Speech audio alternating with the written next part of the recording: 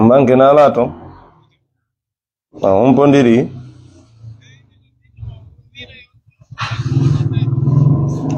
Non dai mo John.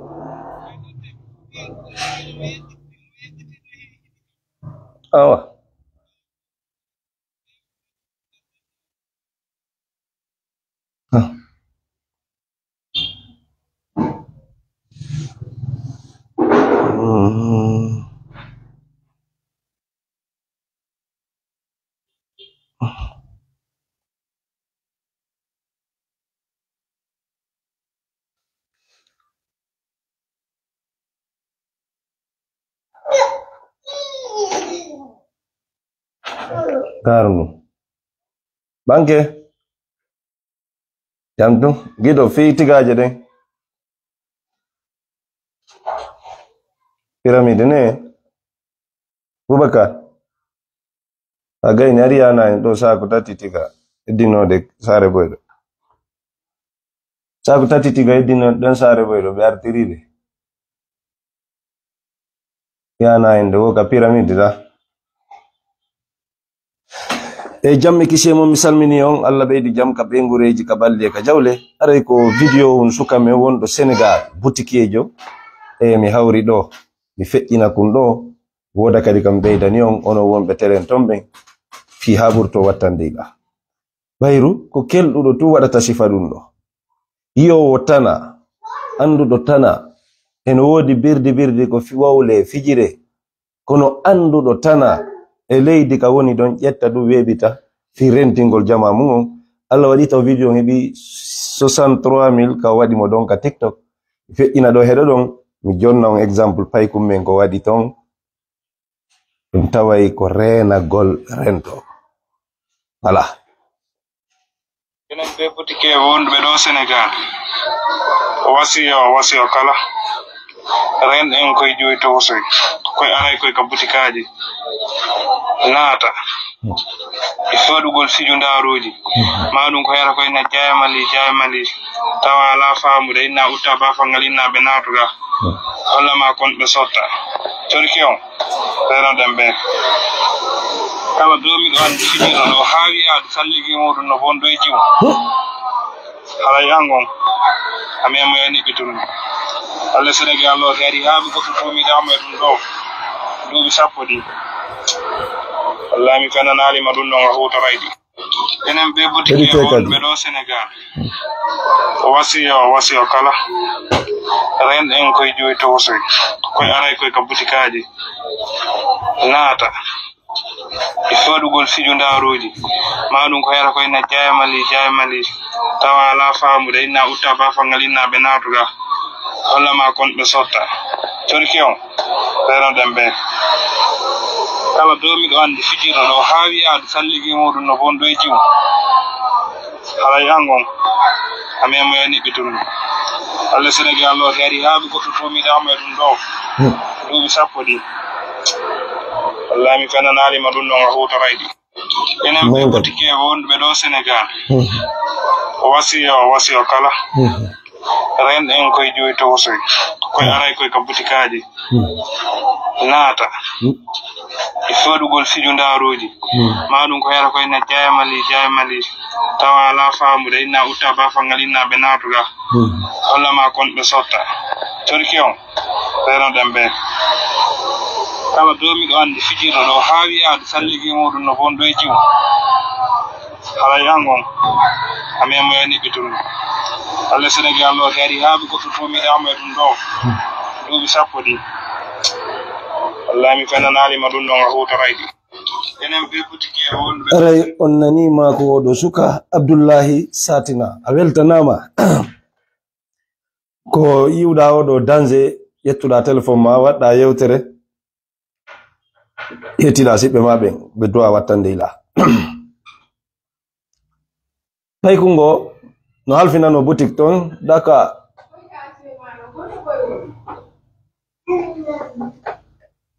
nandi ari sifa ɓeɗo ala ko wowla sensibilisa o falji ɗon ha o memi gokku o memi kon ƴiƴan woni soronɗo ida jiwon ko yaldi fokkiti ka mawɓe mumɓe ka mu'u pay kunkun jaka nene makko no to ani ɓe makko ko fandi wo jaka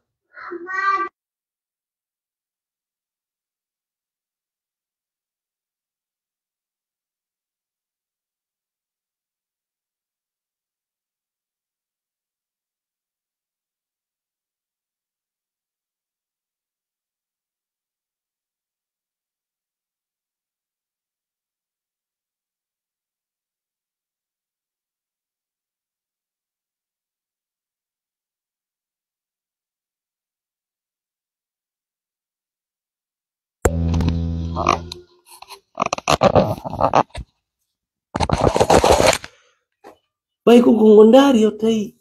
o waɗi probléme no jiwon ko yaltiri pay kunkun liƴi bafe ɗe o nangi ngal o andi on no lewru imo seppa ka burure ɗo so nani to fuppo nata ka burure so nani ito to fuppo nata ka burure nde o hewta ka maɓɓe ɗo koyɗe makko ɗen tawi fotini o nawnuno ko yeesi mo as hundiki o yetti hore makko haray ko yetti on ɗo min torori on Allah min jejiri on Allah kala taw marɗo moyen waɗugol caméra ka place mum yo waɗu to sokoy koy ko wowli ɗo kon renagol rendo renagol e jiwoy minero o wi ɗo pelletti sa tumirama ɗum Sénégal ko fandi wo a waɗay ka suudu niɓɓitundu duuɓi sappo fenande duuɓi sappo no fandi lagine ɗo 15 harale fandi ɓayru yertumaɓe ɗum ɓe men tawi ton ɓe ko ɓe fiɗa kon 19 andite non bandraɓe andite fi plaisir kun 1 seconde waɗa kasa duuɓi 20 duuɓi 15 haray hakkil golli haray faale nafi haray ko honɗum ɗum ɗon nafi haray men torike on ɓayɗo mari plateforme ji ton yiɗo hoɓɓe mon no sifa TikTok il faut yewto yimɓe ɓe ko nafataɓe ko yaltonge piiji mere ko renagol rento gasa ni nodi siɓɓe men sokaɓe ton ɓayru Sénégal hay lagine ɗo si a tumirama e mum ko fandi o taw duuɓi 5 bugitorte ɓa hay si ñawore waɗe ande ka bonni ma bonna sina marɗo sabu dariɓe ara moyen no woodi waɗa duuɓi 2 si a tumirama ɗoɗa doli jiwnga men ɗo a walto déjà si ñawore ma nde landa hara nun ɗum kadi ɓuuɗi no duufede moƴƴa sabuji fof no memmini sa yultoyi awa sa yultali a yehi ɓe fiɗima ko fandi o duuɓi 15 ɓe andi woɓɓe ɗo toñiranoɓe ka juulirde ɗo ɓe fiɗa ko haray ko wori ɗo kon wattane yila i Allah e nelaɗo o hande téléphone ji no woodi excitant ji no woodi vidéo ji harmuɗi yimɓe no mo yiɗa wono feeti kono moye ɗum naadi e mum ha o memi jiwngol ara o gaynalde kumpay kunda ko mi yewno Dakar tun ɓe yetilam fi makko ame wonno ande o waɗi probléme o memi jiwngu ƴiƴa yalde op jiwngu yaltugol makko kanka do liiji bafe boutique o nangi law ka o nani to oto wonata kaburu ko nani to oto wonata kaburu o seppi ila Dakar ha leydi men Guinée Fouta Jallo rene nan ko giɗo mo woni oɗo Abdoulaye Sati enen ɓe boutique o maskiɗo Sénégal o wasiya kala renɗen koye joyi tosoy koye aray koye ka boutique aji naata e soɗugol fijo ndaroji maɗum ko yata koye na jamali tawa ala famude inna utta fafangal inna ɓe natuɗa hollama konɗo sotta torki on renoɗen ɓen kala domiɗo andi fijiɗo ɗo ha wiyaɗo salligi muɗum no bonɗo e jimu ala yangon ami ama yani bitum Allah Sénégal no gari ha mi goɗɗo tomirama ɗum ɗo ɗomi sappo ɗi Allah mi fananarima ɗum ɗon a hutoray enen ɓe boutique aray en jeeji jama faale tawi fewjan goto jokka faale yiɓe ɗayne taggoto jaɓu ɗum wona yeeso makko mo beeyo eto wawa hoore mum maîtrise hoore mum toppito hoore mum haa to jini rewɓe jombu to kanko oyi ko tokosoy koyuji minna hen janduɓe ɓe ka place ji mum rene rente e ɓannugol rewɓe janamɓe place ji mum tigi ɓay no ɓuye mon ka nder place oy to gadi hoɗi ko renagol haysi wona tokosoy addugol hay janduɓe ka place ji mum watto waɗum doyi hoore mum kasa non mbuyno yiɗin probléme ji hannde tawata hay siɓɓe maɓɓe mi anndi nan kadi ko naɓi on Sénégal ko ɗaɓɓere kala e mon faggitiiɗo ɗum haa o nanga o perdi Paul ma Pierre darantako mo be e mon no jokki golle mum mo be ko boutique mum ma pine ɗum mo be yiɗi hoore mum nani yiɗe hoore mum onon koye pay koye buy joɗɗina e boutique koye kona e Dakar ɗo pay koye no heewi Dakar e boutique kawe peti waɗe doye hoore mum nani yiɗe hoore mum faala rewɓe jomɓe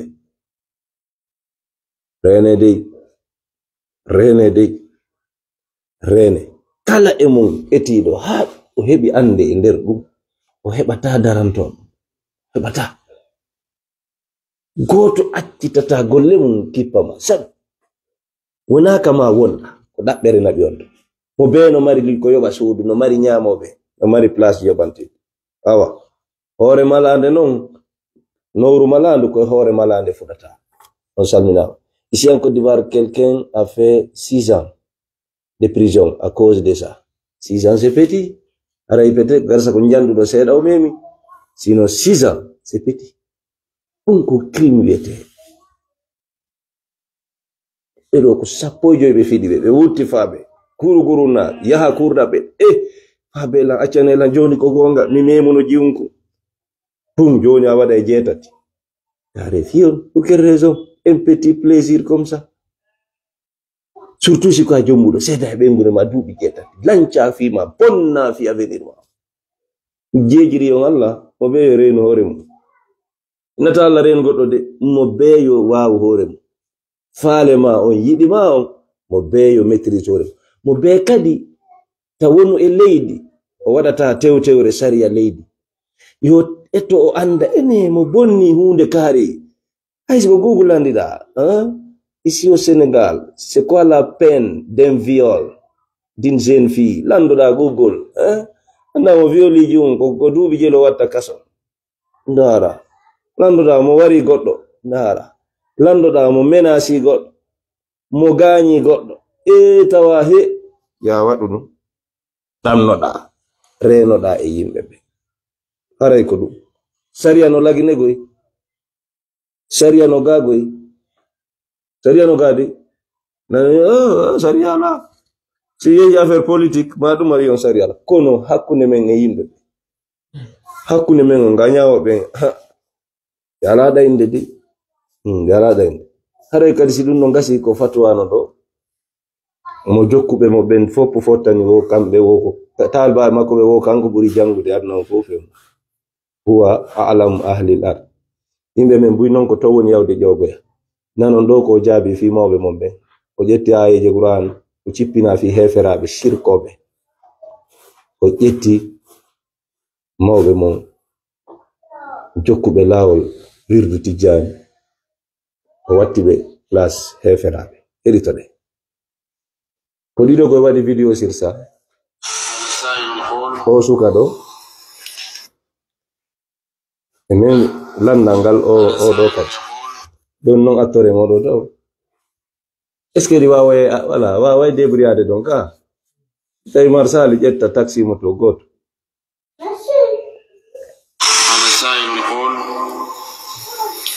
أبي ملتزم بالأوراد التيجانية بالزوايا وهو الآن فاقد للذاكرة،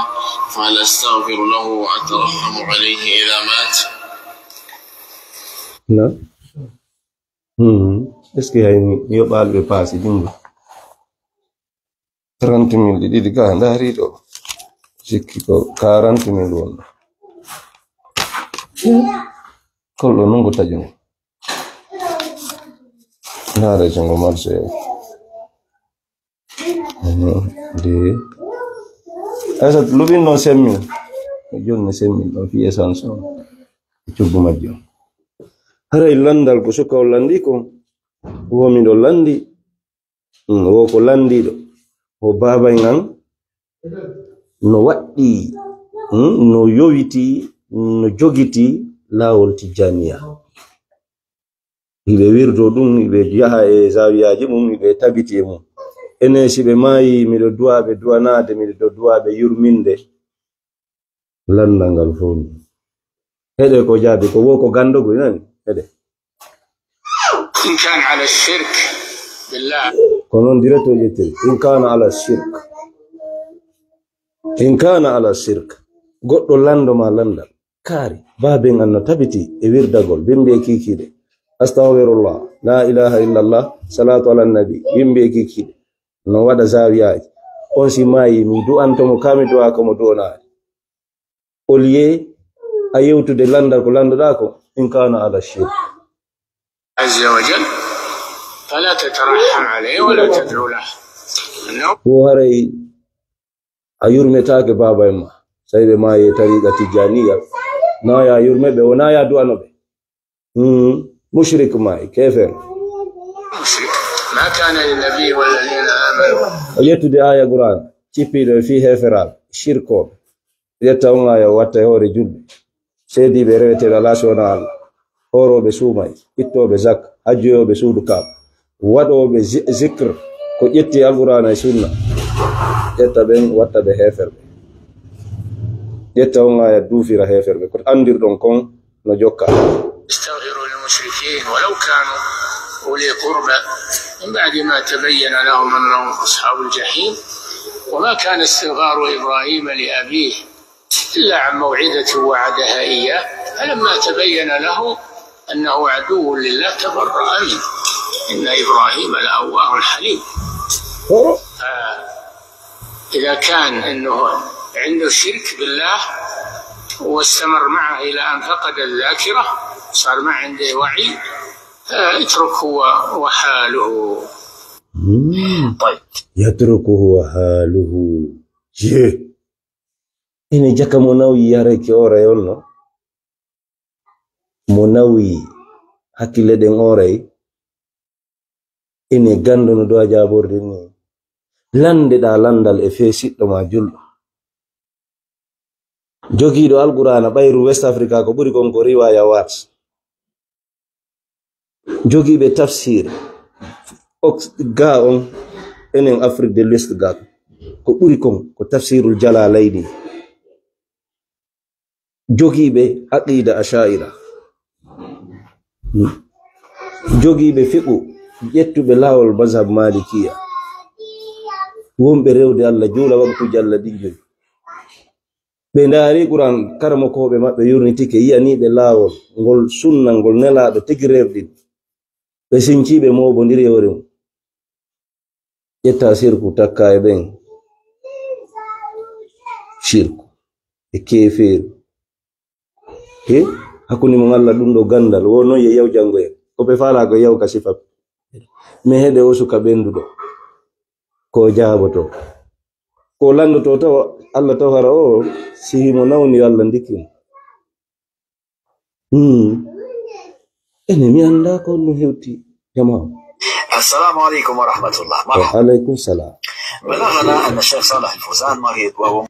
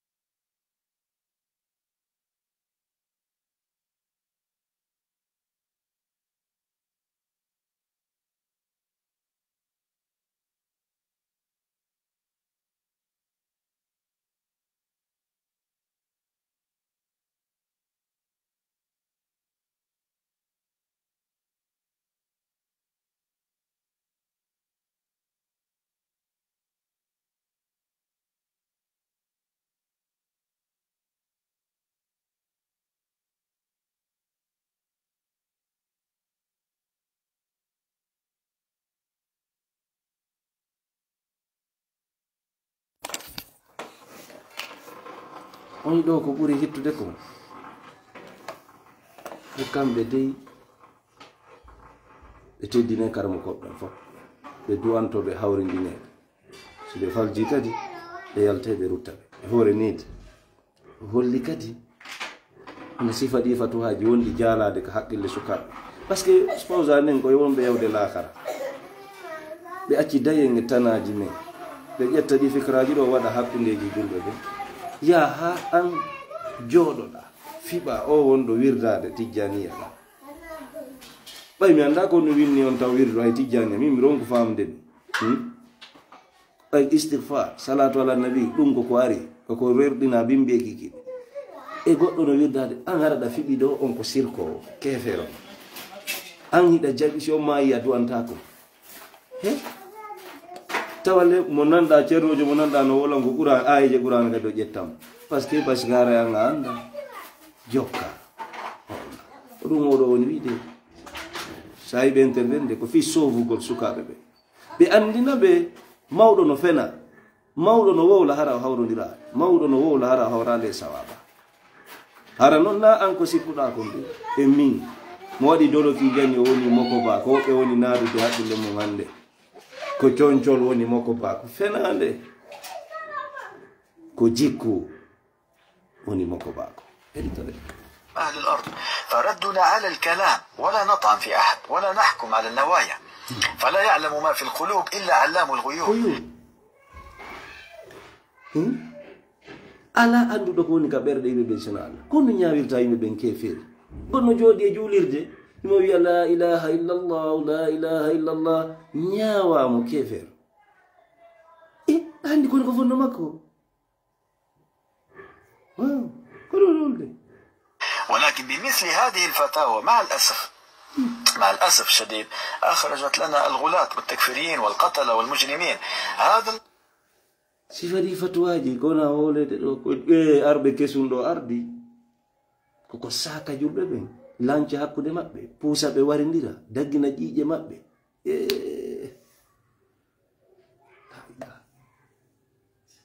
kono si tawi goɗɗo ƴetti aya fawima julɗo sirku cela veut dire ƴiƴam maɗa no dagi yo ware yo jaɓu jawle maɗe yo wattu ɓeygore ma nden horɓe e maccuɓe. مقطع بين أيديكم والشيخ يحكم على رجل فاقد الذاكرة بأنه مشرك. ليش يا شيخ؟ لأنه كان على الطريقة التيجانية وابن هذا الرجل قال له لا يجوز لك أن تدعو لوالدك بالرحمة والمغفرة. يا أخي سبحان الله. علاش fi mayɓe mawɓe goɗɗo no maayi goɗɗo heɓa courage wo gando talba makko ɓe wo huwa a'lamu ahlil ard kanko ɓuri janngude yimɓe adnaɓe leyni fof fewno ɗo o heɓa courage waɗugol fatwa si baba en ma maayi e wirdagol wirdu tijjani on wata yurme mo ta duwana on o ƴetta on julɗo ɗon o takka mo e shirku e kefir goɗɗo wiya no be on jangoyon yahe ka fo jangoye ay ko ni janguɓe ɓen fof ko ni wayi miɗen andi ko jangoye ɗon kon min andi min majjaka. مات على الشرك. طيب سؤال هؤلاء اللي يعتبروا في الشيخ أعلم أهل الأرض ولك أن تعتبر ما شئت نحن لسنا onon ɓe fiɓuɓe hooliɓe wonnema fawsano ko kanko ɓuri jangude yimɓe leydi ɓen fof ko ɓe woni yetade في صدد تقييم الشيخ لكن أتباع الشيخ اللي يعتبروا فيه أعلم أهل الأرض لما يلقوا شخص صوفي أو على الطريقة التيجانية كيف تتوقع أنهم يتعاملوا معه ترى؟ كيف تتوقع؟ خاصة إذا كانوا ميليشيات أو عندهم سلطة وقوة بالله عليك كيف تتوقع أنهم يتصرفوا معه؟ عندكم الجواب وأنتم تعلمون كمية الدماء التي أريقت في العالم الإسلامي بمثل هذه الفتاوى بدعوى riyakesa hande so yimɓe no hirsindira Iraq Suriya ɗi hareji waɗɗi ko woni wadde e leydi Arab dollan ko sifati fatuwaji hefirɗingol siɓɓe mum ɓe innama yaw jangoya hay mo janga hay feetuɗo si wona en borne la'i fujo wata holade sifa ɗiɗo piɗi fonta qur'ana yiya lawol tijani fonta sunna yiya to lawol tijani wirdu ko ɓe joggi goɗɗo dara wiyama nono shirku noon nelaɗo warrano noon tawa noon qur'ana no sappi ɗum hayno noddi nelaɗo wata ittugite mum e ɓen yo wondu e sifa ɓen ɗum fatawa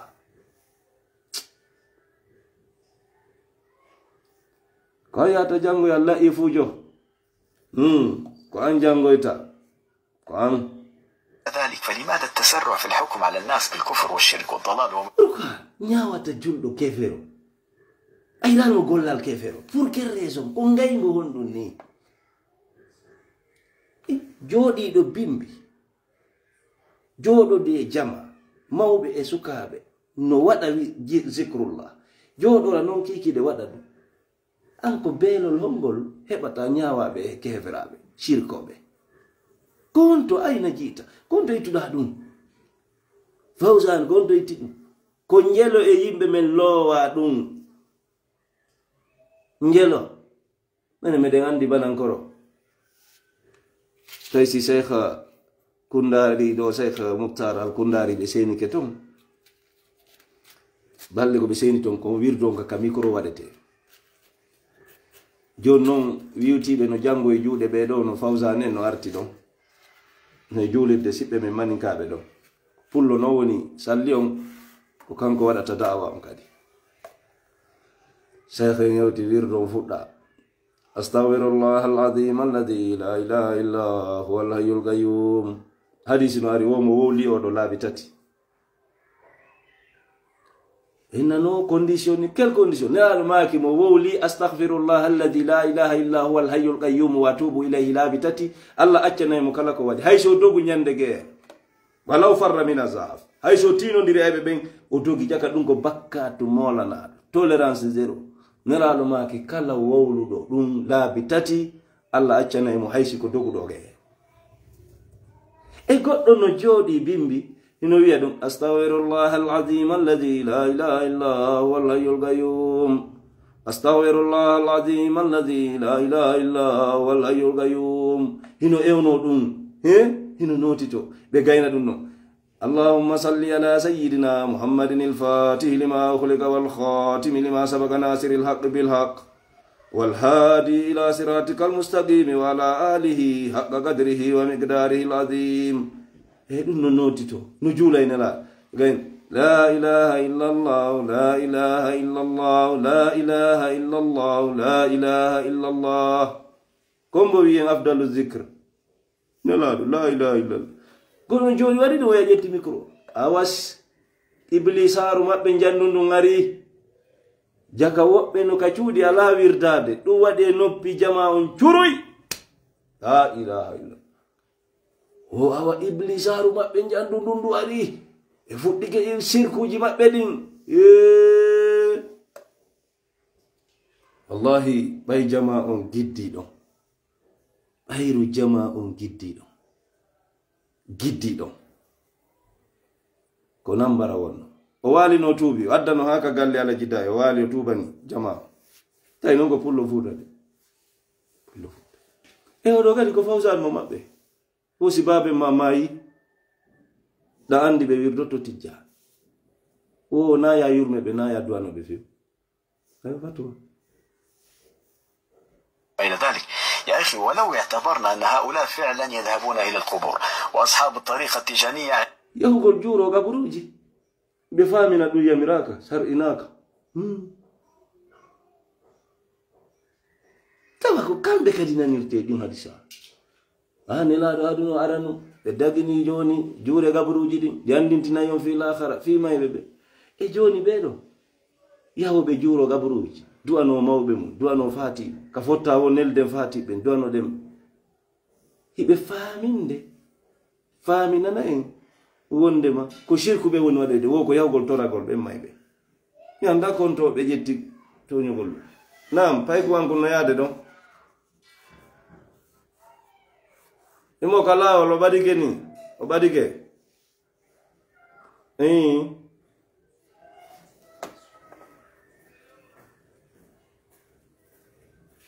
bela minute koni ɓe ardi ɗo hande ɓe ari goy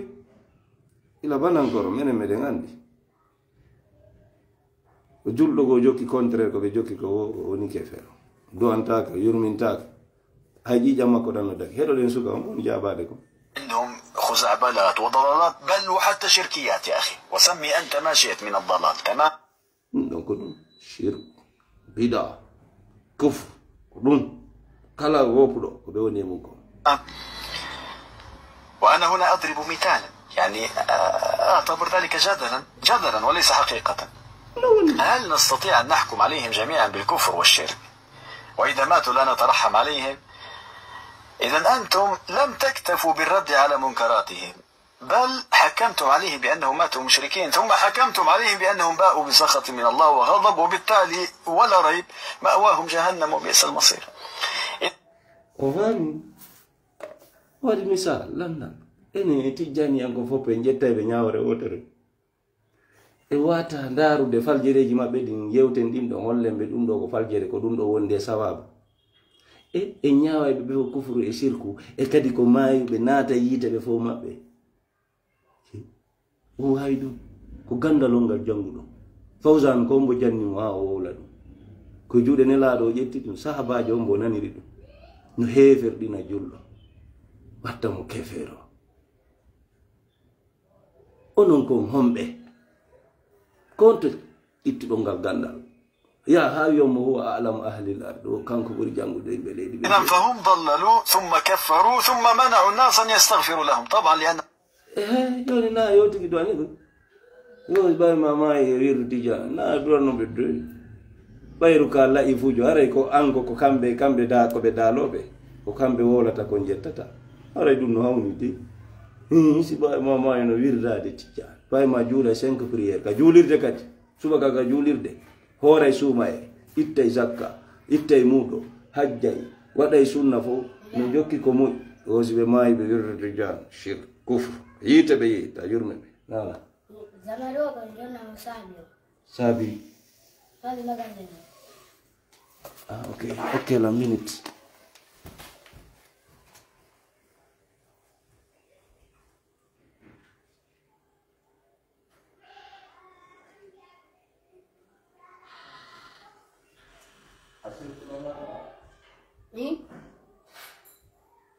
ini mo ngabani mo don numero mo hendoto juttigaje den juude mo yo noddumo don heddore mo yandi halanna on tuma ماتوا مشركين ثم حكموا عليهم بالنار والعياذ بالله. إذا ماذا تركتم لله عز وجل؟ ماذا تركتم لله؟ ولذلك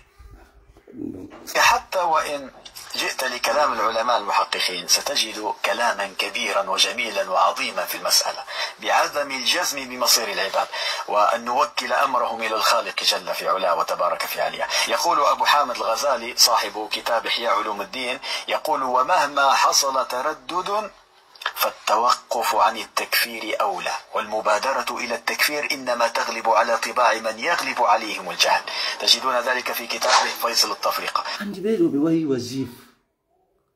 كلهم بواي جوني بواي وزيف جدي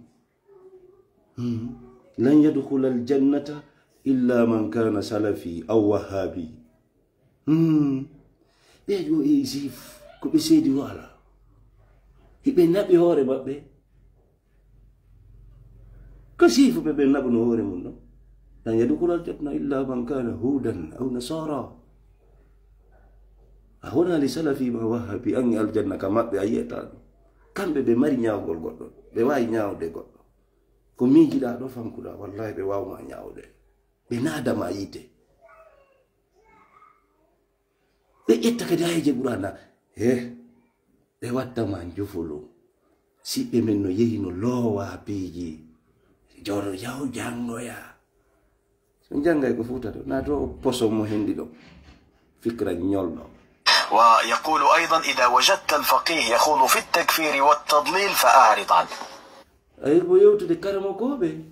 wonɓe hollude sa tawi goɗɗo ceernojo no heferɗina no shirkina no bidiina yimɓe fa arida pottito on kadi ko ɓuri hewde kon ko jahil ko yimɓe majjuɓe ɓe anda hay qur'an ɓe anda ko woni hay shirk ko kamɓe tigi woni shirko ko kamɓe ƴetti hoore maɓɓe ɓe waɗi ka place Allah ittakhasu ahbarahum wa ruhbanahum arbaba min dunillah wona no waɗi ɗo fatwa ɗo o fi tuwo takki aje qur'ana goɗɗo ƴetta wasi ko daalol Allah ngolno ɓe ƴetta karamakoɓe maɓɓe ɓen e cernaɓe maɓɓe ɓen ɓe ƴetta ɓen Allah ko ɓe woli o ko daalol wala ittakhasu ahbarahum min dunillah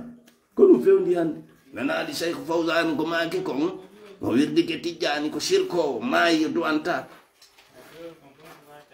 kanko ko hom men landoto qur'ana awa si tawi ko no woni eyyi non ma addude ɗo waɗa defte fuy kadi karmo koɓe yewtuɓe fiiɓe wonɓe heferɗinde jamanu julɓe ɓe sakaɓe.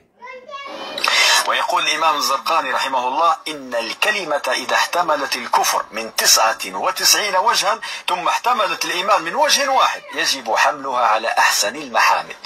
يقول haysi konngol ari 90% kefeeru ma 100% kefeeru konngol ngol goɗɗo woliɗo kalimatu kufur duwa ka rondede o heferɗi par ce que no woodi ko heddiga ko duwa landitede ko won ɗum miijiɗa e ko wolda. وهذا الموضوع مفروغ منه. يا سلام يا سلام. وتجدون ذلك في كتابه مناهل العرفان. ويقول ابن أبي العز الحنفي إنه لمن أعظم البغي أن يشهد o karmo gojo wowlugol ko Fawzan o do hefer ɗingol serkina ko ɓuri mawnude e tooñe ɓayru ɗum kaka fondo woni hay konngol tuwata ñawde no landete no gano ɗo landede goɗɗo no wola ɗo goɗɗum wanda danger mum andoɗamo kon a woliɗo konngol keferi oyna mi wona ɗum mi fandi de yengol konngol mi an a ñawimo kefe a naadimo yi على معين أن الله لن يغفر له. تجدون كان كهم باوي الله يفتاك قول كهم بها ودا فتاوى أجل هم ودا فتوى إنا أودو julɗo oɗo maayiɗo ɓayno wirdade o wirduɗo mara ko ade yite Allah yafata ko mo tagoto duwanamo hay ɓiɓɓe makko ɓe waɗa fatwa jonna ɓiɗɗo goɗɗo julɗo tawɗo be mum l'islam juuɗe be makko ƴetti dina yamo nono taw duwano be makko taw yurmemo fes shirk. ذلك في شرح الطحاوية. ويقول الإمام القرطبي رحمه الله وباب التكفير باب خطير أقدم. الإمام القرطبي كلمة كو جماعة وقت تفسير جمولا نادي owi o damal heferɗingol shirkina bidiina julɓe ɓe ko damal hawninga goopino heewi e maɓɓa e tukke e tooñe. عليه كثير من الناس فسقطوا وتوقف فيه الفحول فسلموا ولا نعدل بالسلامة شيئا. يا سلام يا سلام. ذكر ذلك عنه ابن حجر في فتح الباري. ونقل عن ابن عابدين في الفتاوى الصغرى قال الكفر شيء عظيم فلا أجعل المؤمن كافرا متى ما وجدت رواية واحدة بأنه كفر كافر قوم لمونة الشرك بالله ko hananno jooma haqqil fof surtout wiyaɗo ko ganndo fof hara natade ɗum e heferɗingol yimɓe ɓe shirkinaɓe e tawata ayirali ɓe ɗum pellete ayirali fi goɗɗo nayi juuragol kaburu duwano mawɓe mum minen ko min fof ga ko ɗum min olla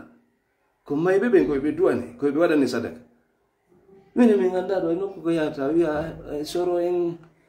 joni ɗon ka barzak to wallela hunde kaari minen ha hande minen min yahal ɗum min nanal ɗum min seedake goɗɗo fiyo juuroy to kaburuji ɗum o duwano ɓen o heɓa taskande ñande go ko kankadi aremo ɗon o wirdoto wirduji bimbe kiki ƴetta goɗɗum ko damal hulɓiningal ko kamɓe tun suusi Allah ha ton yimɓe suusi Allah non de kamɓe يكفر. وإذا كانت في المسألة وجوه توجب التكفير أو توجب الكفر ووجه واحد يمنعه فعلى المفتي أن يميل إلى الوجه الذي يمنع التكفير. الله أكبر. سيافيني دو فاسون جيجي كو هيفر انت جلبه no fawi halfinado nyaawode wiyen maɗum muftiyon ndarugol ha darta tawata do o yarali ka heferɗingol ɗum wonde kamɓe noon ko ɓe landa kufre fusho zulm to ko bile ɗuma ko yiite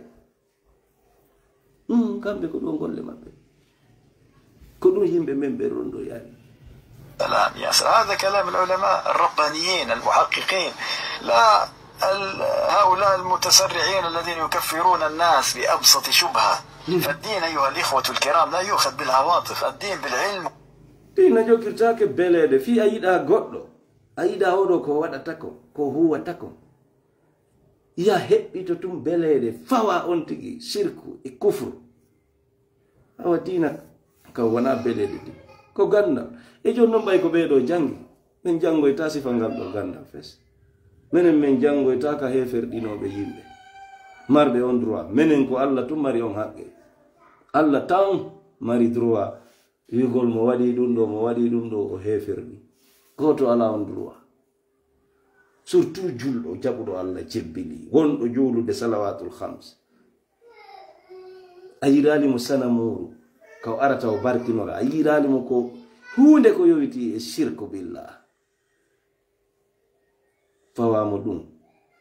gandal waɗa وباليقين وبالحجة والدليل وبحسن الظن. فيا أيها الإخوة الكرام نحن دعاة ولسنا قضاة على الناس. احفظوا هذه الكلمة. ولا وهنجي ngol kongol ko on noddobe menen ko yo men noddu e dina wala men nyaawobe pourquoi ñawanta yimɓe ɓe anka hommo hida qirri fo wona e fecce 73 fo daɗata sina wotere anka hommo ñawa jama anda wawi ñawde goɗɗo anda wawi ñawde julɗo fi pantalon makko no dasade e leydi da wawi mo ñawde fi an tuba ma man no dow ga da wawi ñawde julɗo anka hombo ha ñawa yimɓe ɓe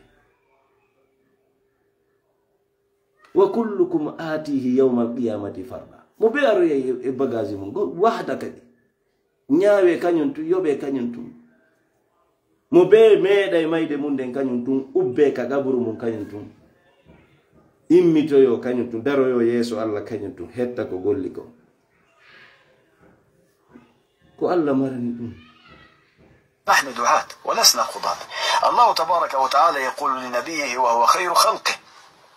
ليس لك من الأمر شيء أو يتوب عليهم أو يعذبهم فإنهم ظالمون. آية قرآن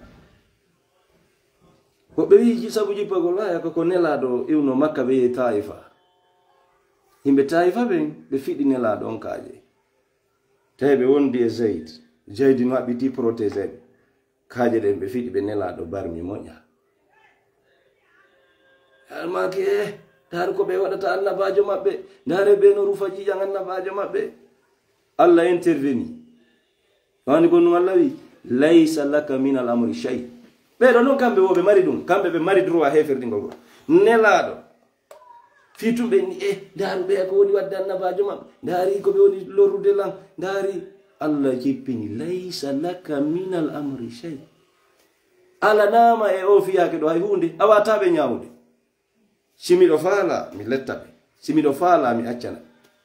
kono noon innahum zalimun ɓe tooñi fiɗugol annabajo maɓɓe min Allah mi jaɓiɓe tooñima ɓe fiɗima ɓe parminima kono finition maɓɓe on destination maɓɓe on programme maɓɓe on laysa laka min al amri shay mais Fawzan kanko law lamru en mo wawi ñawde tijjaniyankejo ko sirku ma e keferu en e ɗum ɗo ɓe ƴetta ɗum kamɓe kadi fulɓe fuuta ɓe ɗum no jangede koye defte mum no woɗagoy ɓe meƴƴude ɗum e paykoye goygoy ha joni si ɓe yi ɗo jogui ɗo a wi zikrol tijjaniyoy ko ɓe ɗurnomogoy woɓɓe no taƴƴi e ɓe mungoy wo ko diina ɓe jokki ولله ما في السماوات وما في الأرض يغفر لمن يشاء ويعذب من يشاء والله غفور رحيم والله هيراني لا مكمل ليدي الله يمو يافو كلا مو يدي يمو لتا كلا مو يدي kanko Allah ko hattando fo koye juuɗe makko woni kaari ko yiite yahata kaari ko aljanna fokkiti ɗum ala na goɗɗo ala na goɗɗo ala na hay e goto ɗum ko jaaɗum e piiji wirniɗi kon ɗum ha ñawirta wirtoɗo tijjani handa e duwa handa e yurmede أي ليس إليك يا محمد من أمر خلقي إلا أن تنفذ فيهم ما أرسلت إليهم من أجله ثم بعد ذلك أمرهم إلي إن عليك إلا البلاغ والقضاء فيهم بيدي وحدي دون ما سواي لا تيجي كل يوم كويا يوتين أواتا دول دعوت جابينا عقود فرصة عقود يوتين تونكو مين نماكم كون برنامج كوي جودي أنغاون mais pourquoi ɓeɗo kamɓe ɓe jangi ha ɓe hewti ka plafond iɓe wawi ñawde julɗo wonɗo aduna ma wonɗo barzakh ko ade yiite e ɓeɗo jangi dey non ɓeɗo heɓi gandal dey baynami fenam ɓeɗo jangi kamɓe ha ka gurnan ɗo iɓe wawi ñawde lammin ko ka yiite ma miɗo barzakh lahara hewta ɓe ñawalanka ka yiite mi woni kamɓe ɓe heɓi on niveau gandal kan nelaɗo hewtani nelaɗo kañum hewtano ko ɓe wiya yotti fiya ken ko min jogiti hay waɗɓe matana ɓen ko juuɗan programme on simiɗo faala mi jaɓana ɓe fu emi woɓɓe jaɓano woɓɓe jaɓano galdunoɓe nelaɗo lorri nelaɗo ko aranum ɓe jaɓano ɓe yankini ɓe jaɓi dina kam ɓe jog jaɓno ko Allah herani piiji ɗi fu goɗɗo anda battane goɗɗo goto hana ñawgol goɗɗo أقضي فيهم وأحكم بالذي أشاء هذه آية واضحة من كتاب الله عز وجل فالمفتي عندما يفتي في جماعة معينة أو على شخص بذاته لا يحكم على المعين بنفسه بأنه كافر وإنما يقول أصل هذا الفعل كفر ولا من كده قدوم مفهمنا كنا نو بيدو جنگي دي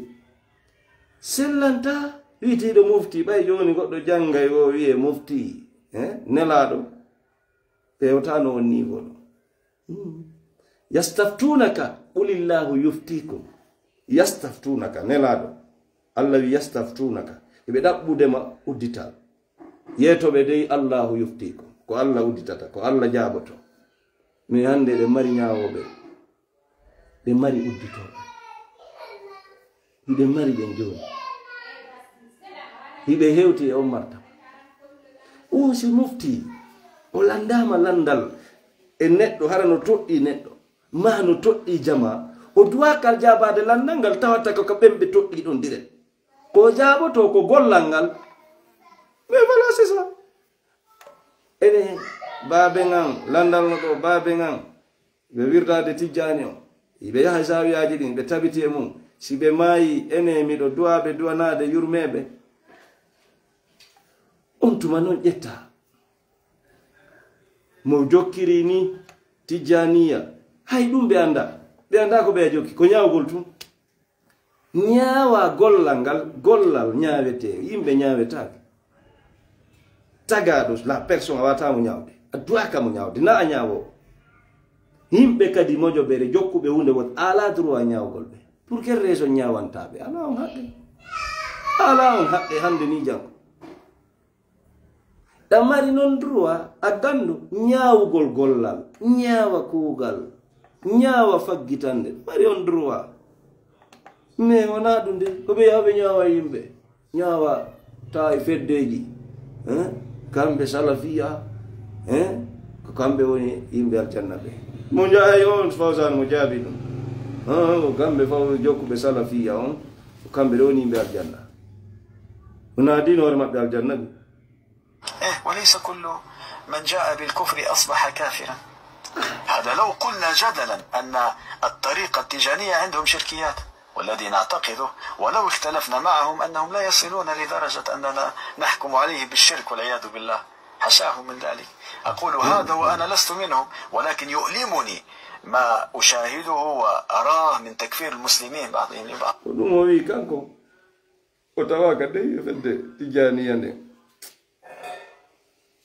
kono vraiment ko hawni nanugol julɗo no jooɗi no heferdina julɓe watta ɓe heferaɓe shirkoɓe watta ɓe ñaawaɓe yimɓe yiite ara no wo ko janguɓe diina wo ko gando ɓe faminanama ɗo fulake woyno ɗo ɓe faminanama ko ɗum woni gandal yaw jangoya par ce que yatma kawolde ka anda oɗo kadi o anda kono oɗo ko jaabi kono ɓuuri omo wiɗon no jangi bula ujo fawsan wawi hefirɗinde julɗo kanko mo jangi ha ton mi anda si bulorde sota ali koy wallahi. أسهل شيء الآن يا جماعة الخير أنهم يطلعوك من الملة، أسهل شيء يطلعوك من الإسلام. يا سبحان الله، أنت مشرك، أنت قبوري، أنت ويستحلوا دمك بأرخص الأثمان، ما عندهمش أي مشكلة. فما تجيش أخي الكريم تجيب لي آية من كتاب الله وأنت ربما لا تحسن حتى قراءتها، فضلا من أن تفهم معناها أو مدلولها وأسباب نزولها، ثم تأتي بعد ذلك وتستدل بها في غير موضعها. إذا فالمسألة كان كنتي مو بيوني شوفوا دوكو كاندو هيموجت ما كان إبراهيم لأبيه إلا أن دعوة ما كان استغفار إبراهيم لأبيه إلا أن موئدة وعدها إياه لما تبرأ له أنه عدو لله تبرأ منه يتون آية كتاب كيفيرو ساليدو mo annabi ibrahima gerde mum suratul anbiya ya abati ya abati ya abati jetto nyaawe tijani ay jabudo la ilaha illallah for no jogi zikru wol non do tabite dina no jokki mojere la yetta ngaya o kaben non yollan ko onko gando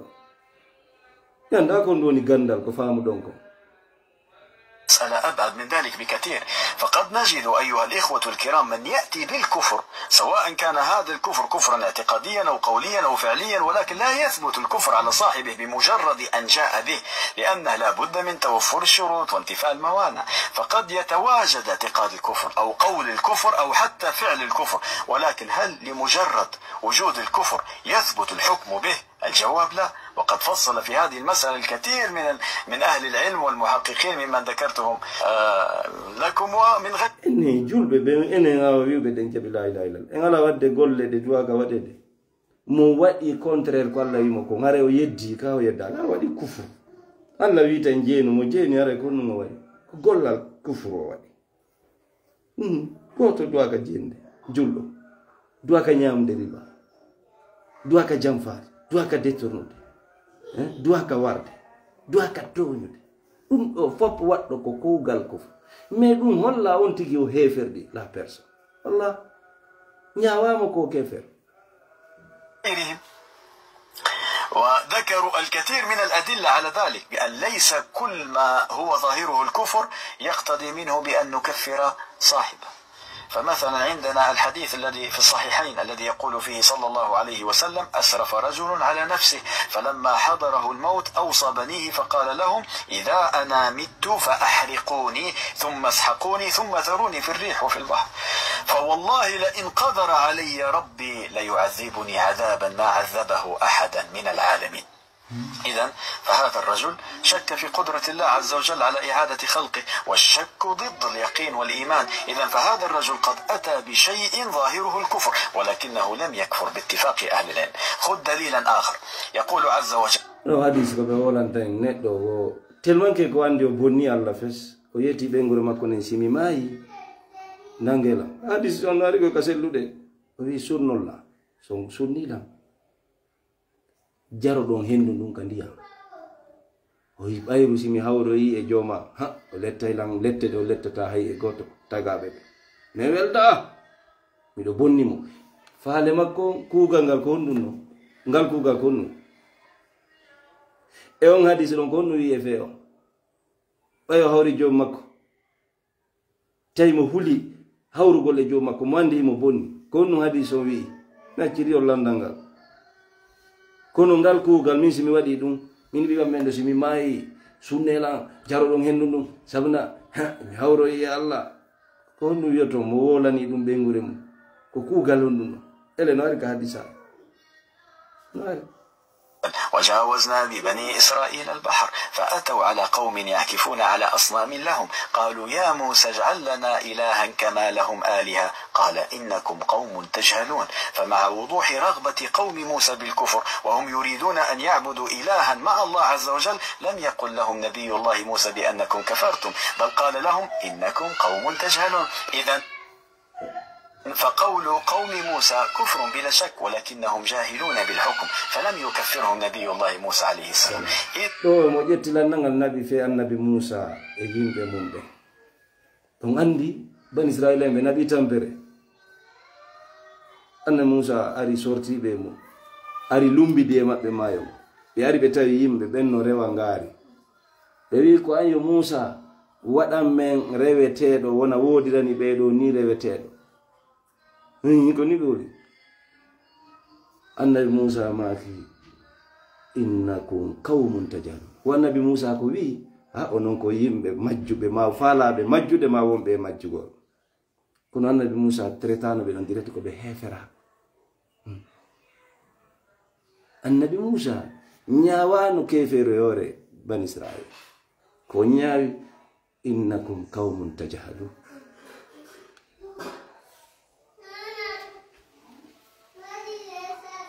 مانع من موانع الكفر كذلك من موانع الكفر التأويل فقد يقول الإنسان القول لكنه يتأول شيء آخر فلو تحدثت معه وقلت له بأن هذا القول كفر يقول لك استغفر الله يقول لك أنا لا أقصد ولا دو كونغول ولا كونغول يا مو يكاري يengol kongol do ko kufur o wiete kisan subhanallah surtout su ko julle mi wona keferu mi fani wana be woni mabbinde ngol kongol landa kongol hulbiningol ngol nela don si jibina no occident be nela e occident to be hipotono kepi kongol hulbiningol no o dum mabbina dum don coba jama on taja on parti don sakita sendita mari droit nyawgol goddo هذا لا أعتقد هذا أنا لا أريد الكفر وإنما قصدت شيئا آخر فلما وتجرن فاندو غدوم وولا غو تاوتانون كو ووليكم ونادون جاكا وفاندي تاوتانو وو بونديري ما فالجي انكو يو ورتاني هذا أيها الإخوة الكرام يقهم الواحد منا نفسه في أمور لا تحمد عقباها طيب ذاك الرجل الذي عادت إليه دابته الذي قال اللهم أنت ربي وأنا عبدك في الحديث الصحيح قال عنه صلى الله عليه وسلم أخطأ من شدة الفرح إذن فالخطأ أيضا من موانع الكفر وخيانة العبارة والخرف أيضا وغياب العقل أيوة حديث كذي كوكو نقول لونه أري كجيانجل حكيكو الله وداني مويلو ويلو إيوال تاري لوندي كوي وي الله وأوني ما تشدوانو كمين جيما kadua mako kadua mako kongongo kono ko kefer kufr dum hefer dinim sabu weltare ne kere bani adama faljata وهناك الكثير من الأدلة الأخرى والموانع التي لا يتسع الآن المقام لذكرها ولكن ذكرنا بعض هذه الأدلة ليفهم الذين يتسرعون في الحكم على الناس بالكفر والحكم على مصيرهم بأنهم في جهنم وبئس المصير بدون أن تتوفر هذه الشروط وتنتفي هذه الموانع ليفهم هؤلاء بأنهم مخطئون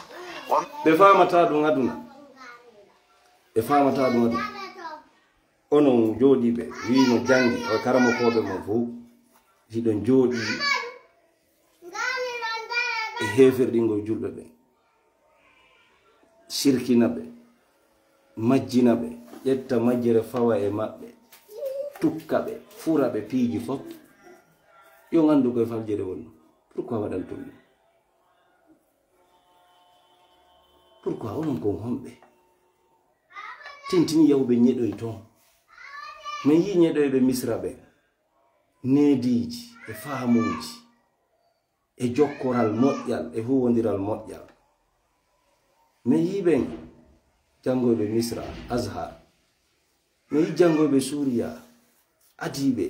heɓude doctorat fi lugha arab, miɗen yiya neediji e jokkoral e huwodiral e pottal e yiɗi e faale. mi daari mi tawi ko kamɓe tu waɗata fatwaji fi yo futu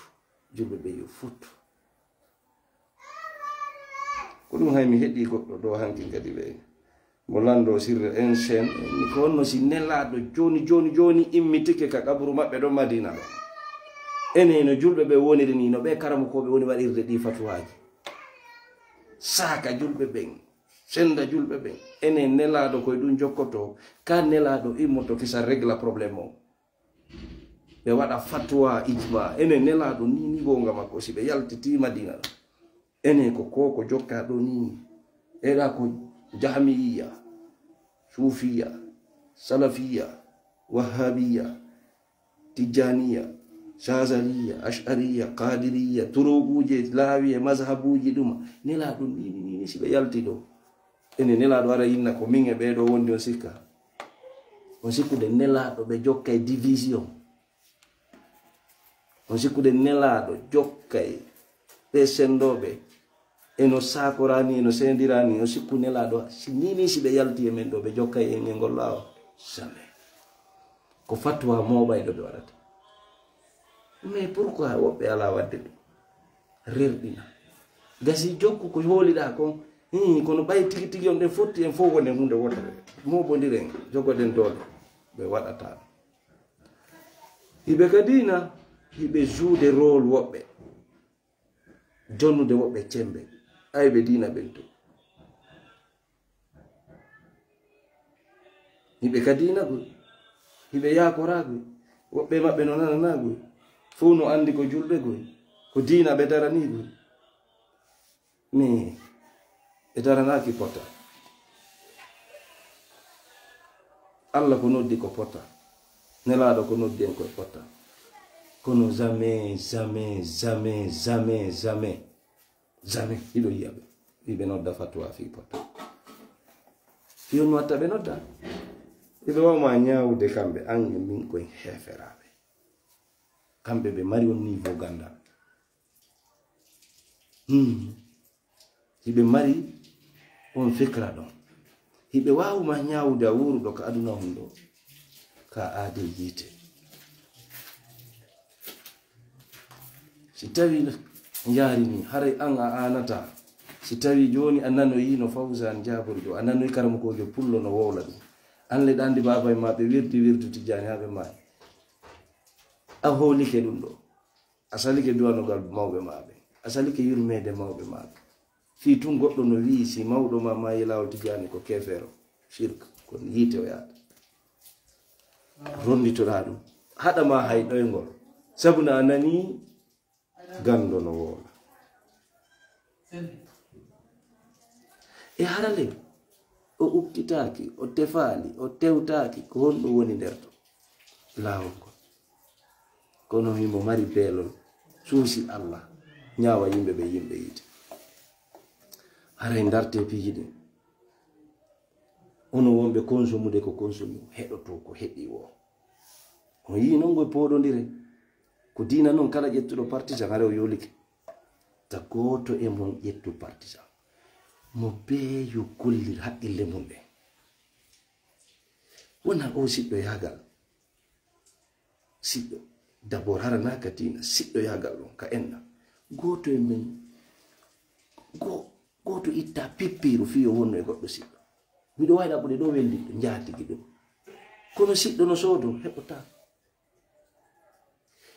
Islamu mari mawnin tiiɗin teddin fi siɗɗo yagal, hay si tawi ɓeeɗa e ɓeeɗa seedi dina no mawnini yo jokkodire yo huwodire ka aduna ɗo no labira hay mawɓe ɓe ta goto lorru goto. min so ngari